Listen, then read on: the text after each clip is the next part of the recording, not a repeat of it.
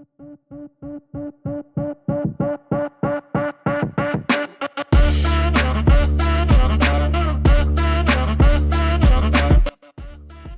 is episode 25 of the Hybrid Coaching Podcast. We get a little detail and data driven in this one, pull up some spreadsheets from Excel, and we're going to go over some sled stats and historic stats, followed by a post-race analysis of JK's Amsterdam Major race. We have a little discussion in front about the previous major that just took place, and we try to relate how you can use this critical data information in your coaching. So let's make hybrid fitness work for you.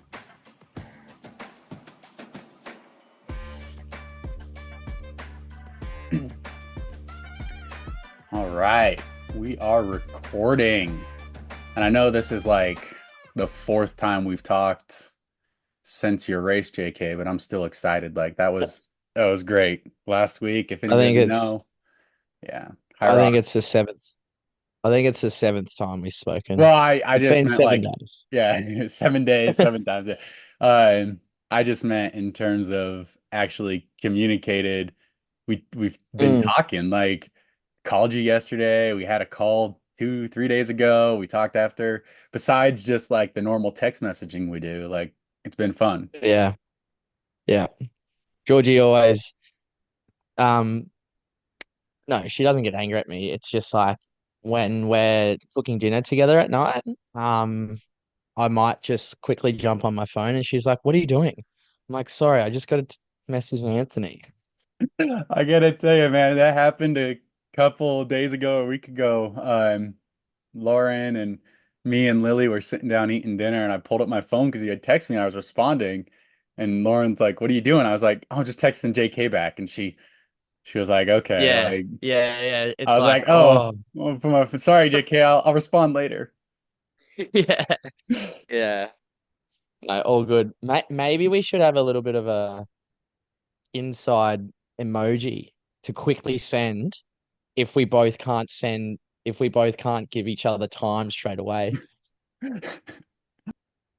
So let's just talk about Amsterdam a little bit. Great race. Today, I'm just gonna map out our roadmap here. We're gonna talk about Amsterdam just quickly. We're not gonna talk too much about it. There's other shows that will go over the event as it is. Want to talk about what's next? Hong Kong is a few weeks away, as well as Chicago and Dallas. So we'll talk a little bit about that, and then I'm gonna do something we've never done. I'm gonna share a workbook, one of my own. We're gonna want to just talk about sleds a little, and then we're going to pull up your specific race from Amsterdam, and we are going to show how we go do a post-race analysis. Um, what's funny is that I actually just got tagged in something today by Rich Ryan about a thing that they do post-race analysis. I don't actually remember what it is, Rocks Opt or something. I saw he just tagged me like 2 hours ago and something like that, and I'm curious what that'll be about. But we've had this plan to do a post-race analysis, so we're going to do that together, and we're going to focus on your race for it. Yeah. I So think to start off, like you always ask me to write down notes and my thoughts after each race and I did that after Amsterdam and the first thing I pretty much said was I think I did everything pre-race like as the best I could have like in terms of travel and getting to Amsterdam as early as I could have getting on the time zone. I just felt great leading into the actual race, and that's what I think a lot of people need to do more of is actually reflect on how you felt before the race, like leading into the race. That can actually like help you um understand if you've done things well or not. But like to start it off, like I was able to get to Amsterdam pretty much 2 weeks before the race, which was like fantastic for me. So I was able to get on the time zone, get into a really well dialed in like routine of when I was training, eating, sleeping, etc. So I think I did everything really well. Um, and then obviously the race itself, Anthony, um, you know, like the best thing about it is that I'm a week after as we're recording now, and I'm honestly like excited that it wasn't a perfect race for me at all. And that's the most exciting thing about it. I felt great. Like I felt great during the race. I was very like in control of my running, which was like fantastic to feel. Because we've put in so much work with my running the last 3 or 4 months. Um, and then most other stations felt really smooth as well. But the race, like it was a race. And what I mean by that is obviously for the listeners and yourself, Anthony, as well, like you were like on the edge of your seat, like back home watching it. It was a race with Ronkovic, and that's what I loved about it more than anything. Um, it wasn't time trialing at all. It was me versus him. Um, and I think I've said this a few times, and I'm not afraid to say it. I thought I broke him a few times.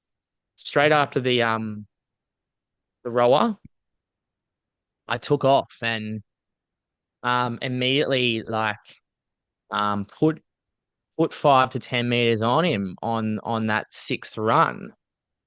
And I in my head I'm like, oh, like, do I have him here? But kudos to him, he pulled back and then ended up coming out of the farmer's carry before me. And then same again after that farmer's carry, I took off again. And but as you guys are aware who watched it, he was able to get me pretty well on the lunges. Um so yeah, like I'm excited that if you think about my year that I had last year, this is totally the other way around. Like it's totally the other way around because I've secured my world spot at the earliest time that I was able that I could have. Now that done that, it's such relief, and it's kind of like, well, you know, let's um let's see what we can do now. Um, let's kind of play around with a few things and whatnot. So yeah, so I don't know. That's that's how I view it, mate. And yeah, there's a part of me that really like more so excited that it wasn't a perfect race for me at all, and I was still I still secured a second place finish and a 54 minute high rock. So Yeah. yeah, Well, obviously, I'm thrilled for you, and I want to back up a little bit on some of those things you said. So first off, you tracking your lead into this race is exactly what you're supposed to do. Like, I can't imagine anything better as a coach because what happens is if you decide, oh, I'll remember what I did, time goes by, you get skewed and biased perception of it. You think you did something here, but maybe it was the time before. So, understanding your lead in, and then the next time we can be like, okay, on this lead in, do this different and see if that affects you some other way. Scientific method right there, right? Control the variables, change one, see what happens, you know? yeah, Absolutely perfect. Track your lead in because no matter how good your memory is, you will mess something up in terms of what you think you did versus that. Like time creates a big bias. And like you said, I tell you, I tell all my athletes, like on your cool down right after your race, as close as possible to the race that you complete, go write a summary. Again, same principle. The further away you get from the race, the less like immediate perspective you have. Like you're going to start mm, thinking, "Oh, I could have pushed here, I could have pushed there." But really like if you're fresh in your mind, you might be like, "I didn't have anything to push here." But if you get further down, you're like, well, look, I'm like 8 seconds off my average. Why couldn't I have pushed harder there, like, and understood it, you know? So immediately writing down a post-race summary, and that's also part of the reason I give you guys cool downs right after your races. Like, yes, that's important, but that gives you time too to go write them, right? Yeah. Take the I 15 to 20 minutes. just to be completely honest, I actually wrote in my journal that I have now, when I got back to the venue at about got back to the sorry, back to my hotel at about 10:30 p.m. So just after the cool down. Obviously couldn't sleep.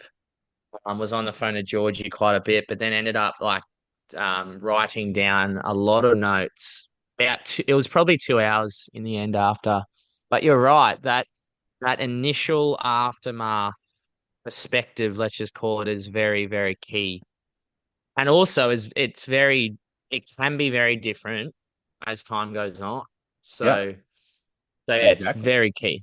Very key. And then also looking on your last year versus this year, last year you were last chance qualifier. That's how you got in, you know? Mhm. This year, we just knocked it out in the very first race. The earliest opportunity you possibly could, you have your qualifier. You are set up like if you don't want to race the rest of the year until World Championships. Like that's not how you're going to do it.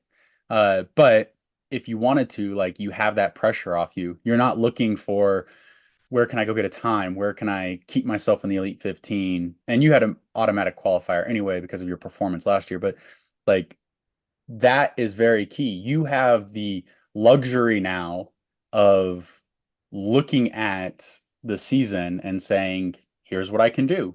Your season is Yeah. planned, at least for now, until World Championships.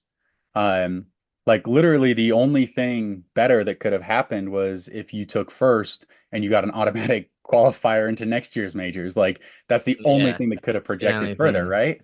And you have Yeah. three more opportunities at that. So Mm. I am I'm very pumped for you. That is very exciting. It's a lot of pressure off too. Like, do you remember the pressure you felt in DC last year at the last major where like it was I need my qualifier here or else I have to go to this really strict race that I have to win in Cologne, right? And then if Cologne doesn't go well, I have to go to Anaheim and there's just pressure like and uncertainty about your season instead of Yeah. now you're clear. Yeah, exactly. So it's like total opposite, yeah, to last year. And yeah, I remember going to Washington, DC last year, and it was the first race that we had just started working together. It was probably like 2 weeks or 10 days even just after we started working together. And I did feel like it was actually probably one of my worst races that I've ever experience. But anyway, yeah, it's just as you just said, it's just such a relief because now we, like myself and you, can kind of like play around. Let's just call it. I don't like that word, like play or just play around with like different tactics or whatever, but we can if we want to. Leading into obviously Hong Kong in um 5 weeks time. Yeah. 5 weeks time. I mean, Yeah. it's a great position to be in. You've set yourself up well, and you did that for yourself, and that's fantastic. I have other athletes, obviously. I have some that are still trying to like they have to go get another time to get into the Elite 15. I have obviously the three other women I coached that were in that race that didn't get a qualifier that are now looking like, okay, the next major, you know? So it creates different pressures, but getting that qualifier here is just phenomenal. Proud of you for that. Great job. So, moving on, looking forward, Amsterdam, fun race. We'll get into some details of it later here in here. Next up for you is Hong Kong. So, Yeah. Hong Kong it was 6 weeks after Amsterdam. And so, where we're at now, it's Thursday for me, Friday for you. So, it's 5 weeks away from you right now. Yeah, yeah, which is not a lot of time. But here's how I view it, and you're the expert. Well, you're the coach. You're my coach. Let's just say, like, it's funny because I've got 5 weeks, right? Hmm. I've kind of had a good week so far this week, coming back from Amsterdam. Had a 24-hour flight, which was fun. Started to move again. Had call it probably like 2 down days or 2 deload type of days where I didn't do much intensity. To then get back into the thresholds yesterday. Got 5 weeks that again isn't a lot of time, but also what I've built so far across the last 4 months since Worlds, even like that hasn't gone anywhere. Hmm. Like that's the thing, right? Like I'm so excited for the next 5 weeks because of this, because of the fitness that I've built prior to this 5 weeks coming up. So that's the most exciting thing. It's just kind of like refining a few things, getting back to the drawing board for some specific stuff that I think we will um we need to focus on to try to bring even more of an A game to Hong Kong. But yeah, that's how I view it. It's not as Yeah. if it's a 5 week build. It's pretty much been a 3.5 month or plus this 5 weeks build. Yeah. I think it's awesome. And you have plenty of time. I think 6 weeks is a good amount of time because you have that kind of like short deload. I mean, you had two intense races in Amsterdam. We'll talk about your doubles a little bit. You guys were flying, and I remember you and Lauren, you told me about her watch. She measured on her watch. She wore it for the doubles races that she did, right? You and Lauren had to run the outside the entire time. And I saw her get slammed into the wall by that guy from the outside. So that was, I don't like that kind of stuff. But um I remember reading in the comments, somebody was like, why don't they just push people out of the way? Then it's like, well, because that's not their attitude. Like these guys aren't going to ruin somebody else's race just for a fun playtime, right? Um, Yeah. you guys, everybody's there to have fun and compete. And so what's the point of pushing somebody out of the way? You don't need to tell them to move or anything. You guys were being polite, running on the outside, still ran a fantastic time. And I remember looking at Lauren's watch and she said it was like 7.2 miles you guys ran. During your Yeah. doubles, and then her doubles the next day where they ran on the inside was like 6 miles flat. So you guys ran like a ton of extra. Uh, Oh man. And like, first of all, like it felt as if we were running further, but also like just on this whilst we're talking about it, trying to keep up with her after some of those stations, man, she took off.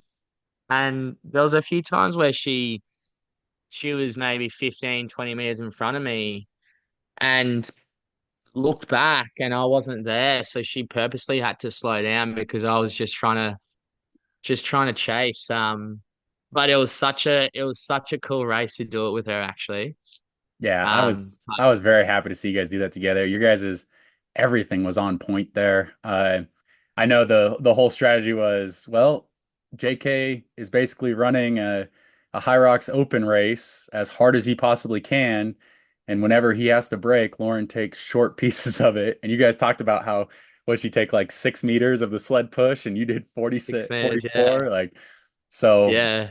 Just awesome there that you guys were able to do that. And I'm excited that I'm kind of curious if you could go after Ronkovic's open record. We'll probably never find out because I don't think you'll sign up for that open, but got me interested. Like, are you there to run that? Can you go sub 50 if Yeah. you were to do a men's open? Yeah.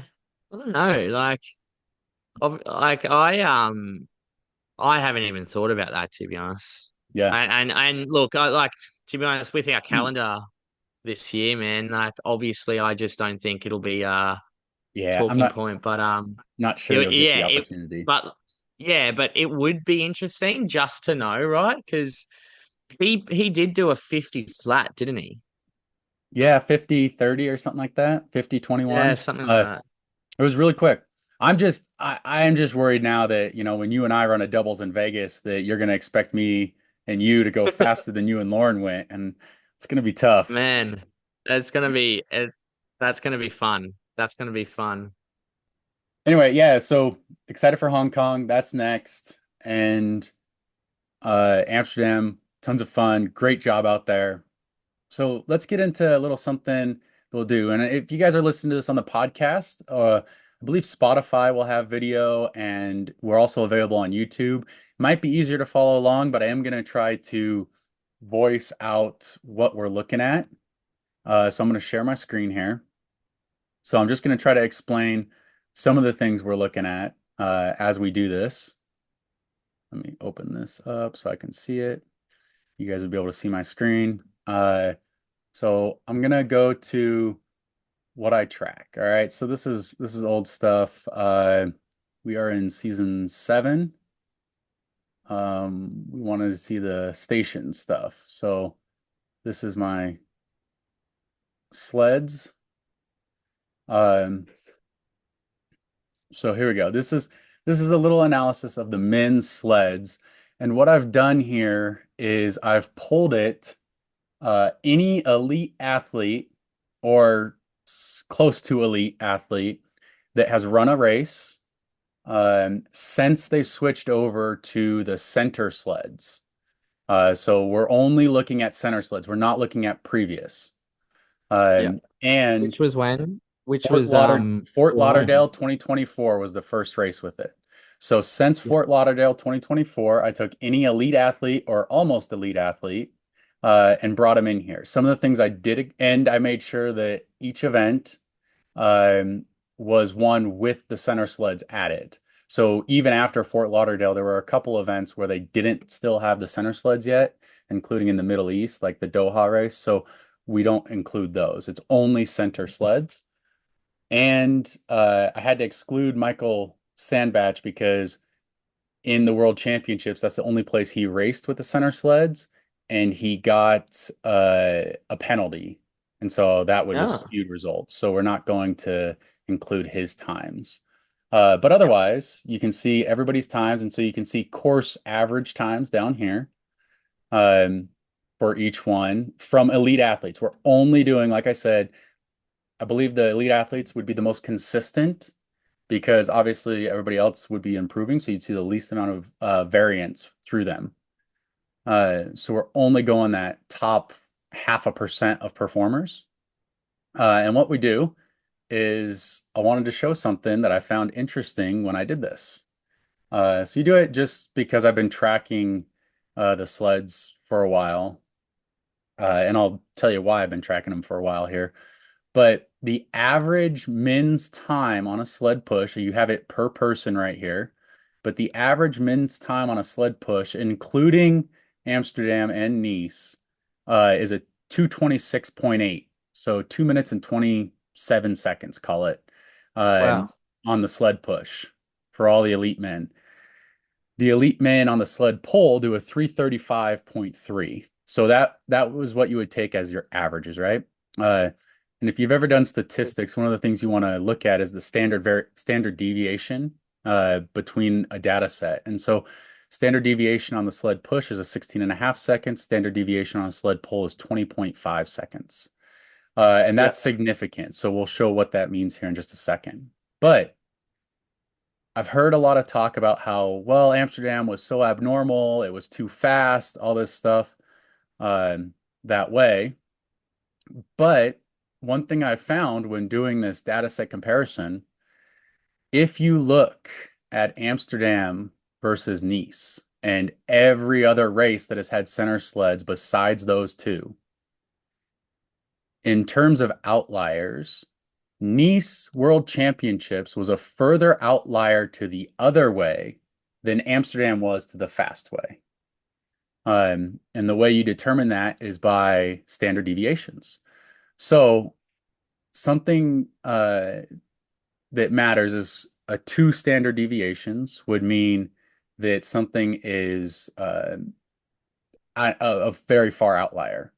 If you look at Nice, it is 1.99 standard deviation, so almost 2.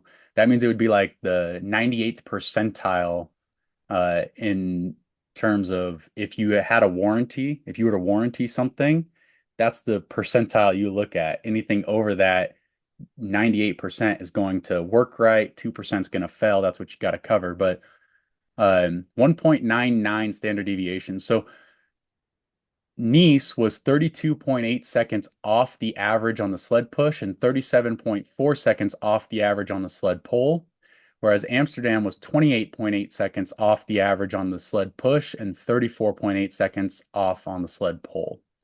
So what you're looking at are basically the two ends of the spectrum there, Yeah. with Amsterdam actually being closer to the average of what the center sleds historically so far have been, um, than Nice was. Which And is which is interesting because obviously there has been discussion and talking points behind how fast the sleds were mhm, in Amsterdam, but like why like it's interesting when it's the other way around. It's like when if it's slower like Nice, like there's not as much talk about it. It's just not as spoken about then. yep. Like And so one thing I wanted to point out is like we use data to inform our training, right? So yeah, kind of looks at where it goes. And one of the things you can use this for is to see, well, are we expecting more courses like Amsterdam or are we expecting more courses like Nice? And actually, historically, the answer is going to be you should expect more courses closer to Amsterdam than you should to Nice. And the reason being is if I go back here, I'm going to pull up my other, this is a historic sled competition I've done.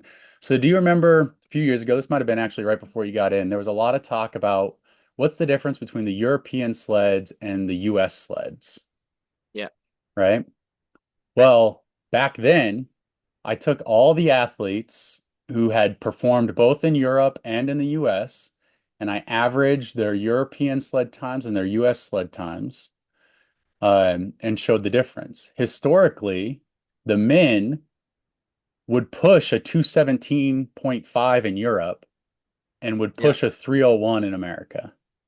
They would Wow. pull a 318 in Europe and pull a 412 in America. And this wasn't Wow. the intent of this when I first made it. But going back and looking now with these new sleds, the men are pushing a 226.8 and pulling a 335.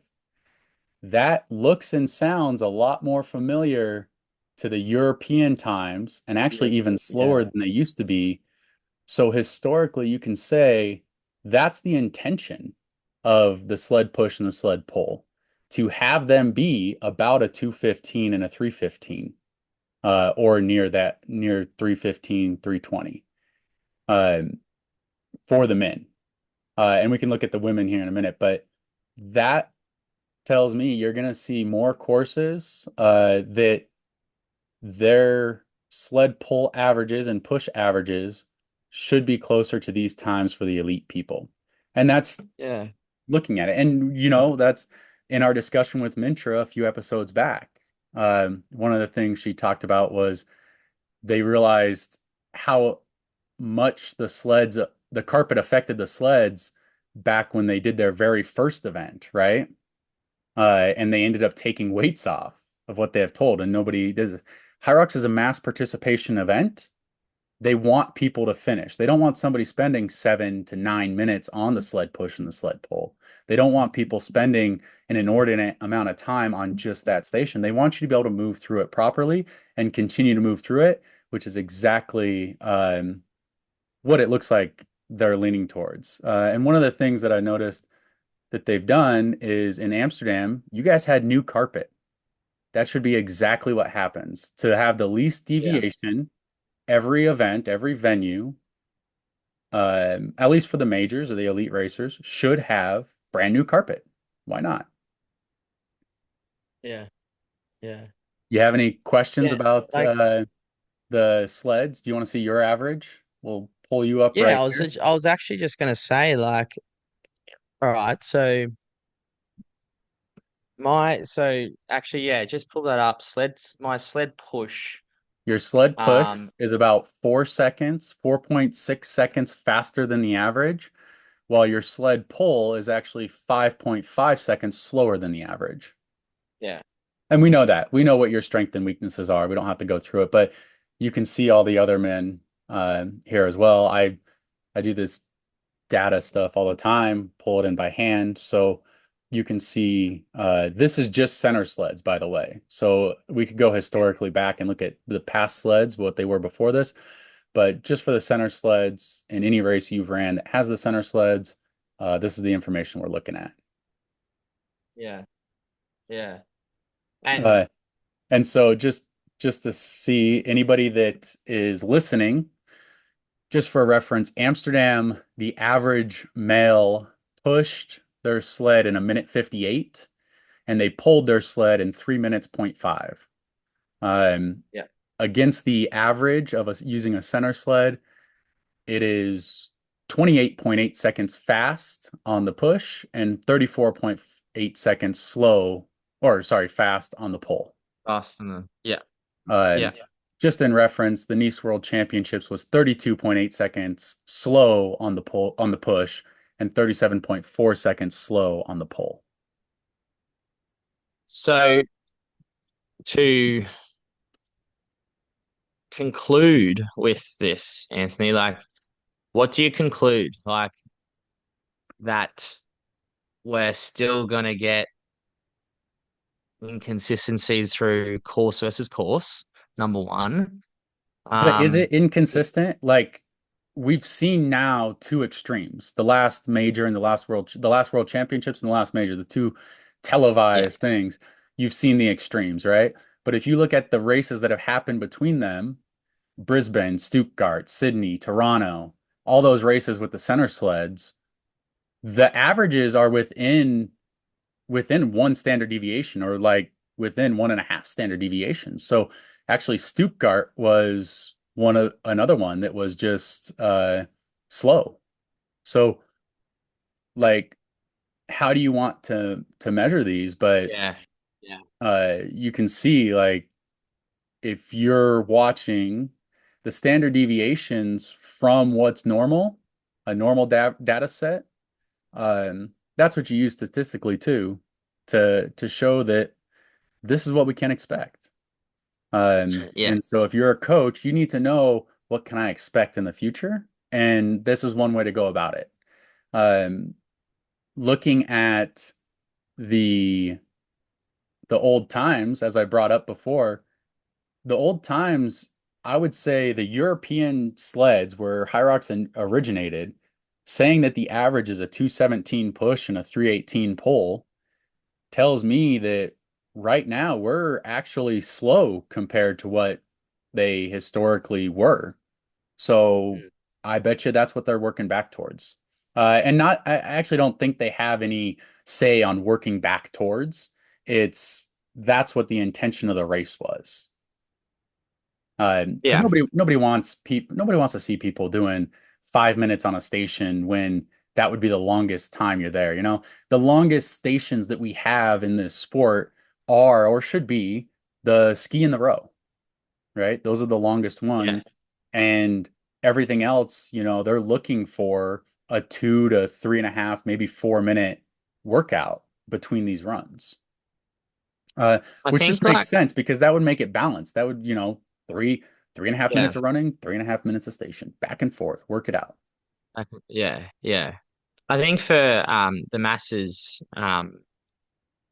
sorry, like apart from the Elite 15 races, I understand that everyone is still trying to time trial. And it is annoying sometimes when you do hear of a course that has, let's just call them fast sleds, like we have heard. However, the most important thing from my end as a Elite 15 athlete, and I have the luxury to be racing versus time trialing this year. Um, it's making sure the actual course that we are racing is consistent from lane to lane. And that's another thing to kind of think about as well. And as I just said at the start there, like I understand um for the masses, apart from 15 women and 15 males, like every couple of months, like everyone is trying to get a faster time to average their um to kind of decrease their average. So it is somewhat annoying that you do get faster courses, but at the end of the day, it's a lot more consistent. Sorry, it's a lot better when you do hear of a course that is consistent across the lanes as well. And that's something we haven't even Yeah, touched we on. haven't addressed that. I don't think I'm gonna touch on that. The one thing I would want to point out is like, so we're obviously a coaching podcast, and so I want to tell you how would you use this as a coach? How would you use this Yeah, information? Well, if you know, hey, I don't know what to put on the sled at my own gym because I can't mimic high rocks exactly. I only have turf, I only have concrete. Like I put on this much weight and I can't move it at my home gym, but I can move it in a high rocks, or I have to reduce the weight, things like that. So what this can tell you is in the training, you want to be doing a weight or something that feels that when you are going hard, as hard as you can, most people, because they're not the elite athletes, they can say, all right, I want to pick a weight that's going to take me, if it takes the elites 226.8, I want to do a 315 sled push. So I'm going to load up a weight that when I'm fresh, as hard as I can go, still takes me 315 to do 50 meters. There you go. yeah, There's my high rocks mimicking time. And if you don't have a sled, if you're doing something else that like, you know, pushing a dry treadmill or a turned off treadmill that's motorized so that you can mimic your sled push, or doing something mimics it, you know that your time under tension on that should be about 2.5 to 315. Like, because you're not an elite athlete, it should take about 3 minutes. Versus like what you can actually do. And the same thing on the sled pull. So you can use these times to help inform your training. And that's the yeah. reason for presenting this. So Just real fast, because I think we've talked and covered shown it. this enough. The women, very similar. Actually, it's even much, much more skewed away from the average. So the women right now have a 236.9 average with the center sled push and a 353.3 average with the sled pull on the center sleds. However, if you take out Amsterdam and Nice, which you should because it's over two standard deviations on those, which Yeah, would indicate it's outside of statistical significance.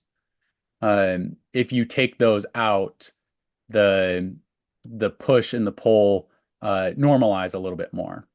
Well, you can see that same thing for the women that was on the men.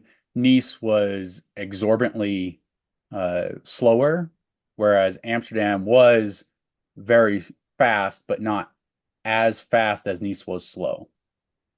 yeah, So you can look at that. And then just to compare, if we look at the women's 236.9 push versus the men's 250, or sorry, the pull, which is 353.3, against historically what it's been in the European courses, the women used to push 223.7 and pull 325, um, which would be faster than both of these times using the center sled. So you're looking at uh, 13, 14 seconds slower women are right now on the push than they historically have been, and uh, 28 seconds slower on the pull than historically, what the European sleds were. So we're looking at these times, I would assume, are going to keep coming down um, yeah, just because of statistical regression, right?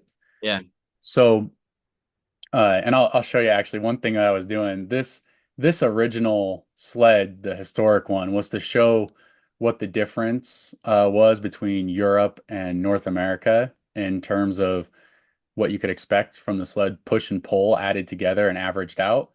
The women were 138.8 slower in North America than they were in Europe for women that had ran in both countries or both continents. Wow. Yeah. Whereas the men, and this is crazy that they came out exactly like this close. The men were a Yeah. minute 37.7 slower in North America than they were in Europe for people that had raced in both countries. So there was something to that in the past. Uh, Yeah. not hearing as much about it now, but that Yeah. was a 2 years ago. That was well, I guess that would be a season and a half ago now. That was a Yeah. big talking point, and I had done this stuff, but I didn't share it. But it's yeah, it was statistically significant back then that there was some kind of difference between Europe and America, and now you can see that these center sleds have kind of normalized things, but if we're going off the original European sled pushes and pulls, they still got a ways to go downward. So be looking out for courses that are more similar to Toronto, um, what you saw in Yeah. Perth, what you saw in Brisbane. Those are the type of courses you can expect this season, A little bit which more, they yeah. should be. Something regular like that. Yeah. And I Uh, think to go back to it in terms of, your own training and I guess specifically coaching is time under tension, guys. Is yes. you get this averages and understand what us elite are doing. And then go, okay, our high rocks, or sorry, your sleds that you're doing at your gym, try to mimic the time that you believe that you'll be doing your sleds in a race. Yep. So now we're going to get on to JK's a little analysis of his post race and how we do a post race analysis. Before that, I actually want to talk about so what did you make, JK, of the missing meters that happened in your guys' race?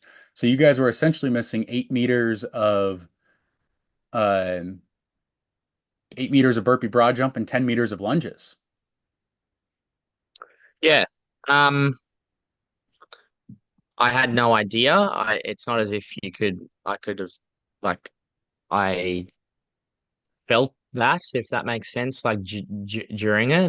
But I'll be the first to say that I'm um, very glad that they came out to, and actually told us the truth, number one. And that says a lot about Pyro in my eyes. And them being very, let's just say, um, professional. But obviously, for the masses, it obviously hasn't gone down too well. But also, I'm okay with it in terms of what has happened since. And they could have gone other ways, but also, um, I'm not necessarily complaining by how they have accumulated the time that they've added on to each each athlete. So look, from my end, yeah, it kind of sucked, but also it is what it is. It's nothing that I can control. So yeah, I'm just very glad that they've come out, they own their mistake, they've tried to fix it, and from my end, we're moving on. Yeah. I absolutely agree with that. I'm glad they came out and said something. I went back and watched, I mean, I've watched the race like 5 times each now. And I didn't notice it until obviously it was pointed out that, yeah, there's only 18 meters, 18 boxes laid out in your guys's burpee broad jump and lunging area. And Mm. obviously, like everybody was talking about how, oh, they just normalized the times. They took an average of everybody and added it to everybody's time, so nothing changes. Um, well, I mean, I went back obviously for my athletes and said, okay, well, what would their time have been if they use their burpee time for 8 more meters and they use their lunge average time for 10 more meters? Like, where would it have fallen? And just looking at that, like Lauren. and she kind of falls in the same place. Like I think overall, if you add the burpee time, she was obviously if you look at her and Meg were racing each other most of the race, so we'll take those two. I think Lauren gains a second in the burpees and loses 2 seconds in the lunges, so it's a 1 second difference, basically negligible for the race, right? Um, Mm. but what it does is it kind of takes away, Lauren set the world record on the course, finishing 57:28. Um, but with the time adjustment moves her back. Her time adjustment would have been a little bit shorter than the 44 seconds that was added. So she would have been closer to her original world record of 58:03. Um, not exactly where it's at. So, you know, she can um, it is what it is. It doesn't change the race there. I think somebody who might have actually considered being like, dang it, that kind of hurts me is Kate Davey. She was faster on both the burpees and the lunges than Joanna. And Joanna ran a great race, by the way. I'm wanted to say this earlier, so I'm gonna pause right here and say this. JK, you know that out of the top seven women in this race, you and I together coached six of them. How good's that? That's that. I think I'm that's excited. just I I just thought that was like really cool that it Yeah, turned out that yeah, way. You obviously yeah, have absolutely. Joanna and Jess Petro. I have Lauren, Kate Davey, Lauren Griffith, and Zara Piergianni. Um, Yeah, and yeah, so they all those six women finishing in the top seven, right? Like you can't do much better than that. So that was really cool. no, Um, Anyway, I was going to say about that, the time added, that's 8 meters on burpees and 10 meters on lunges for Kate. I went through and did the difference in terms of what it would have been. For her over Joanna, that would have been 11 seconds. Now that doesn't seem like a lot, but 11 seconds means that Kate might have reached the wall balls right before Joanna. So what does that do for Kate in terms of her wall balls? yeah. Um, Psychologically, right? Yeah, psychologically, like, would she be like, I got this person on my tail versus instead of chasing somebody down that you know can do unbroken wall balls, which Joanna did Yeah, fantastic, by the way, like coming in as a newbie, a rookie, taking that spot and getting those, um, doing unbroken wall balls from her first race is just yeah, awesome. She's been so great. But having Kate there, knowing that if I put this ball down, she catches me, but if I hold it, I get that world qualifier. What does that do for her race? mm, Kate and I talked a little bit about it. She's like, I was mad about it at first, but I can. What can I do now? Just got to look ahead. Hong Kong, here I come. Like, and that's exactly the way she needs to be looking at it. yeah, So kudos to her. But I think, in terms of the other women in the race, they're all pretty close. Couple seconds, 1, 2 seconds here between them. Um, but it doesn't change the race, and you can't do what ifs. So it's good. I'm glad they came out and said it. I think the adjustment's fair, but obviously it would be yeah. nice to I have the think, race be exactly what it is on the day. yeah, yeah. And look, it's one of these things where that will never happen again. Now that it's Oh yeah. happened, Hyrox will quadruple um check. So that's obviously great. It just won't happen again. But I wonder, did you go and check if it would have changed the male seating? If like, sorry, as in um I didn't do the past fifth place, so yeah, you I didn't I pass it. I Yeah, didn't do. Yeah, I mean, obviously I'm biased to the people I coach, so I was just checking the the women that I have, and I was checking yours and seeing what it would have meant. So yeah, I didn't do it past yeah. that. It's hard for me to like talk from any other perspective but my own, right? But he's like it. I try to put myself into other people's shoes. Like anyone who's trying to get into the Elite 15. I get it. Like I get how timing and time, like people's time is so important when it comes to the whole structure now of getting your two average times to try to qualify for the next race, but like major. But here's the thing that it's really hard to do this. I understand, but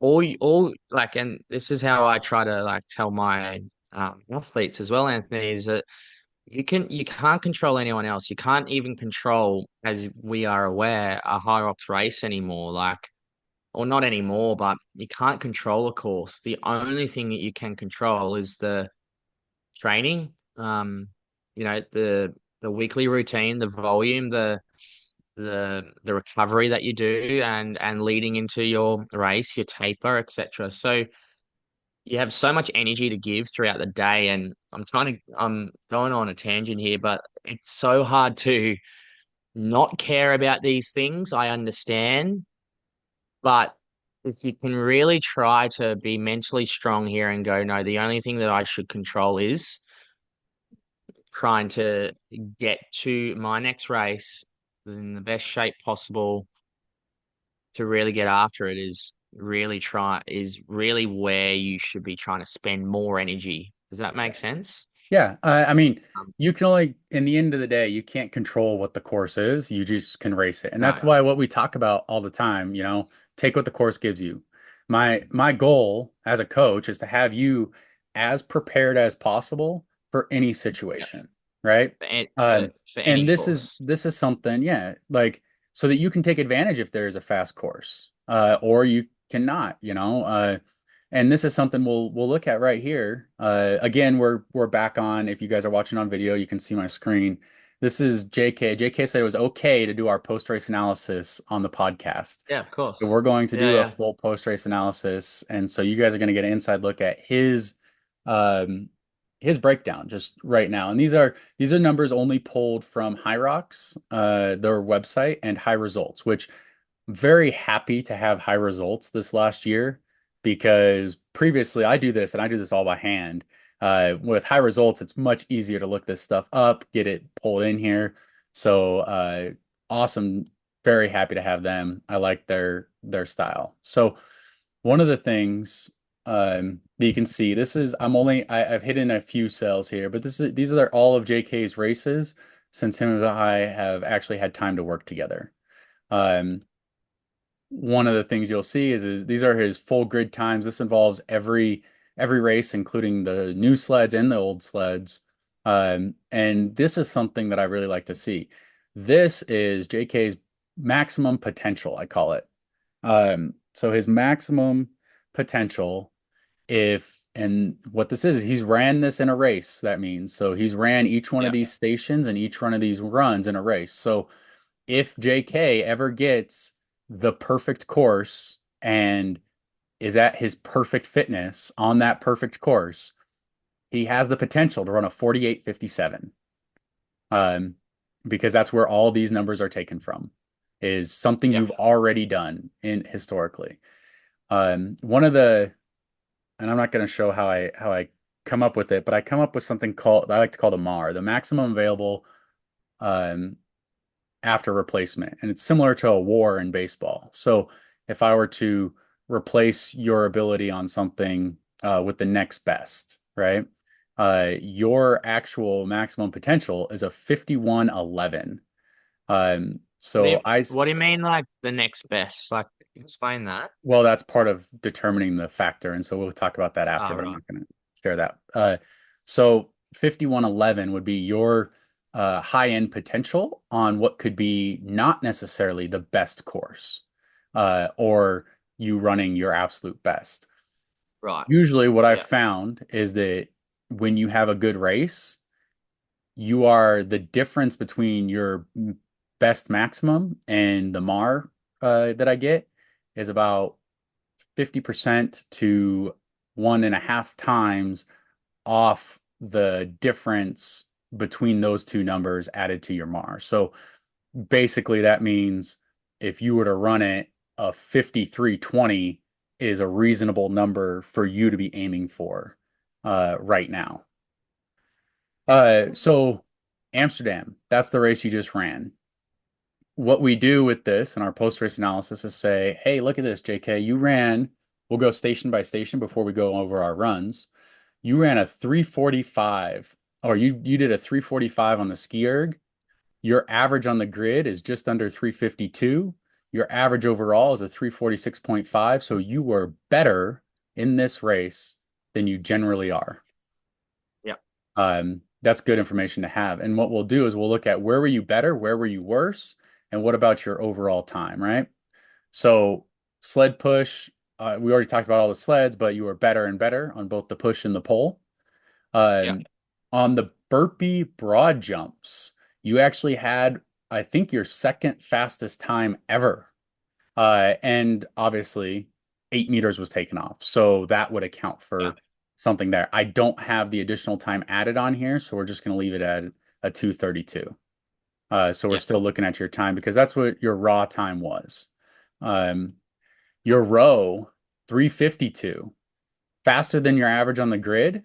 Uh, and it is also the best time you've ever done on the rower in terms of your row station. So obviously, the work we've been doing on some of these things has attributed to it. You were Yeah. um, 4 to 5 seconds faster than what we expected on your rower, and 3 seconds Yeah. faster than your past best times. Yeah. Um, the farmer carry. Now, remember what the farmer carry was here. It was not a normal grid down and back. It was the one big out and back. And you did a 128 on the farmer carry. We probably in that type of situation would have expected a 130. So you were 2 seconds faster there. That could just be because you and Alex were pushing each other side by side, kind of get that toe effect a little bit, dragging you along. The lunges. Remember, now this lunge is missing 10 meters. So what could we have expected here? Probably 20 more seconds for 10 meters, but you did a 2:59 on the lunges, which is slower than your average off the grid, and slower than your best, and is faster than what you did in Brisbane. But remember, Brisbane, this would have been 10 meters shorter than that. So Yeah. kind of expected there. So what this all does, and then we have a 350 on the wall balls, which is one of your better times, not your best, but we're still working on getting that down.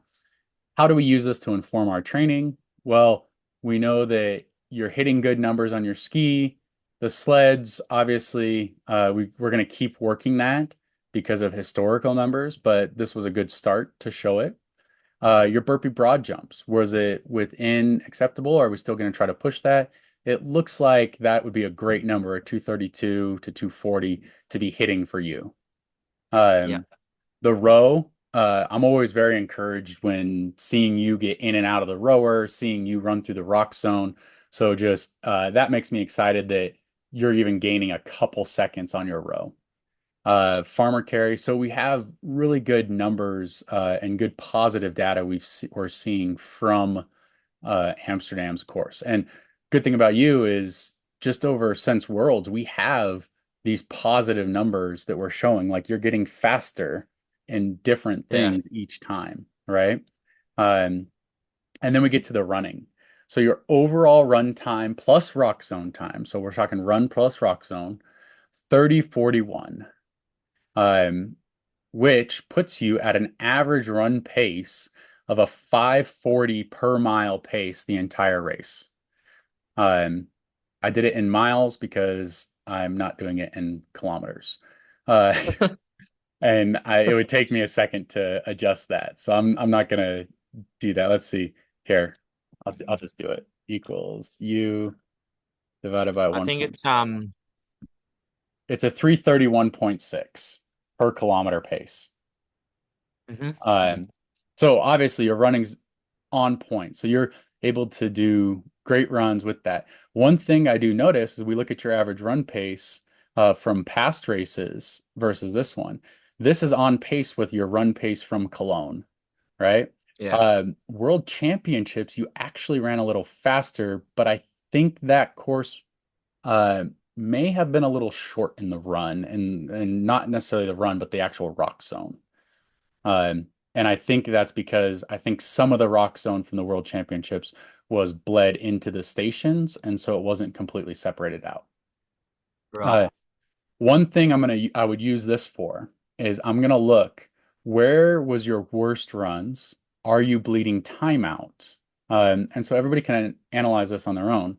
One thing that like you can't really tell here is run five was your worst one.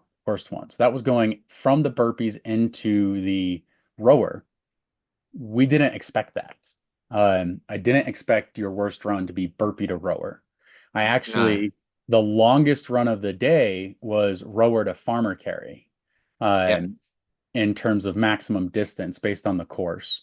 And so we would have expected to see a faster or slower run in run six. And that was one of your slowest runs, actually, your second slowest, but you bled 6 more seconds after the burpees getting to the rower. Do you remember? Did you write anything down? Do you know why that would be? We've had this conversation, but No, like to answer your question, no, like I didn't write anything down because there wasn't anything that came to light like about how I felt on that run. So yeah, um, there's no kind of from my end, there's no actual reason.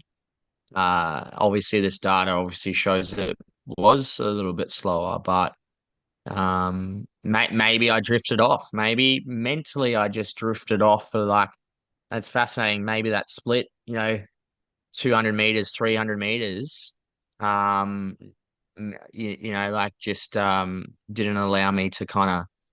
press that more so that 4 minute mark.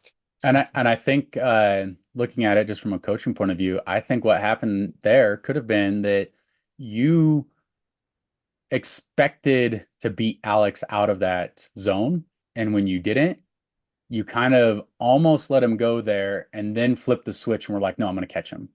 Because you did gain time on him in that run, but it wasn't as much as you had gained Yeah, in the other runs. Um, so that was a big difference. And we yeah, look here, run seven. I know you can see it's pretty short. That was actually the shortest run besides the first run of the day. So looking at this, yeah, your run seven, one of your fastest runs would have been run two and run one, but run seven, the only reason it was faster was because it was shorter distance. Because if you remember, you did your guys' laps, but the farmer carry was all the way at the end of the rock zone, and then you got out of the farmer carry and immediately were on the run. Where all the other ones, like it was early in the rock zone. So you actually had the longest run on run six, one of the shortest runs, the second shortest run on run seven. And then we go back to run eight, which um, wasn't as slow as run five, but you can see you kind of lost pace just a little bit. I think if I time these out, this might have been instead of this 540 average pace, these are probably like 550 to 555 per mile pace you were running. Instead of these earlier runs, were probably yeah. closer to like a 530 pace per mile pace. Right. Yeah, yeah. And so what that tells us is just to inform your training. This is why we do a post-race analysis. One of the things that this tells us to inform your training moving forward is, hey, maybe we need just a little bit more staying power in your runs. Maybe we need to work on Mm, you getting from the burpees into speed again. You know, maybe we need to do a little bit of wall ball or sorry, lunges into running, just to get that feeling back. And you know what?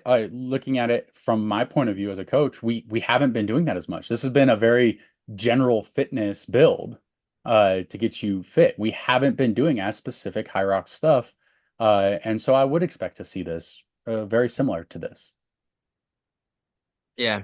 And it's funny you say that because like you're right, we haven't done too much specific high rock stuff. Yeah, like we touched on a fair chunk like in the lead up to Amsterdam, but not like I'll be honest, like not too much. But the the way I view this, Anthony, like is yeah, there's a couple of things that yeah will go back to the drawing board, and we all already have, and we've already discussed this. But from my end, it's like it's quite exciting because if I just there's a couple of things that we go, all right, let's just implement a little bit more specifics, as you said, like burpee to run.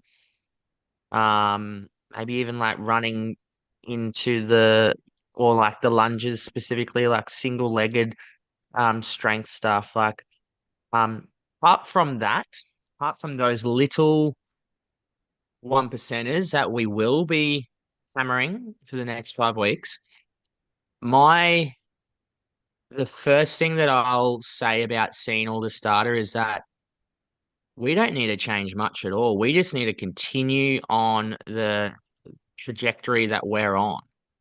Um, I think a lot of people like even if you do well in a race, go, oh my God, okay, like let's analyze and then go, okay, we're going to change this, we're going to change that, we're going to change this, we're going to change that. And in reality, if you see this data, guys, if you can see it or you can hear what we're talking about, apart from those little one percenters, there's not much else that we need to change, which is exciting, right? Does Yeah, that make sense? exactly. We just want to basically what this is telling me is we have a few things we can focus on when we do get more Yep. specific going into the later part of the season. But right now we can just keep focusing on general fitness, uh, enough strength and pushing you to just be the most adaptable, the fittest person on the course so that when you come across whatever that course is going to give you that day, you can perform to your maximum ability. Yeah, absolutely. Awesome. Um, and like we even spoke about the possibility of testing my running threshold again, like before Hong Kong. But it's just one of those things where it's like, well, there's no rush. I'm running well at my threshold right now. We don't need to toy with the idea of running my thresholds at a faster pace because I'm running well anyway. So Yeah, those are that's just another example of just like no, have patience. We'll we'll test again at some point. Um, but yeah, just those simple little specifics, and we'll be good to go. that's right. So you guys, you can take this information and do with it. Hopefully, if you have any questions about how to analyze post race, reach out to us. We'd both be happy to help you. But one of the main things is track your stuff, track what you're doing, track your lead-ins, track everything.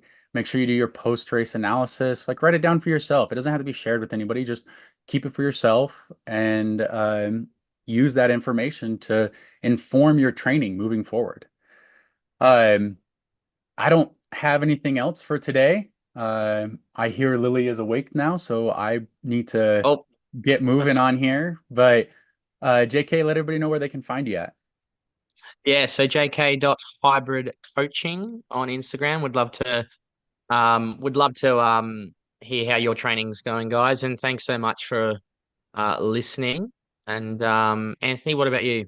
So I didn't mention this, but this time I'll do it next time. If you guys want to leave a review, go right, click those three little dots, scroll down, go to show, leave a review for us. We really appreciate it. I did figure out how to find them. We got a couple, You got so I it. published them, and we will get them back up there. And we'll do another listener questions. I've got a couple questions. We'll do another listener questions coming up, as well as read those reviews off when we get a chance. This episode has gone on pretty long, so. Thank you guys. You can find me at the Hybrid Engine on Instagram or thehybridengine.com. We have tracks and coaching, whatever you need. Go ahead and reach out. Thanks, everyone. Awesome, guys. Thanks for listening. Thank you again for listening to the Hybrid Coaching Podcast. If you'd like to follow JK or myself, Anthony, you can find us at jk.hybridcoaching on Instagram or at the Hybrid Engine on Instagram. either one of us usually and routinely answer questions on those platforms. So if you'd like to get in touch, reach out. Thank you again. Have a great day.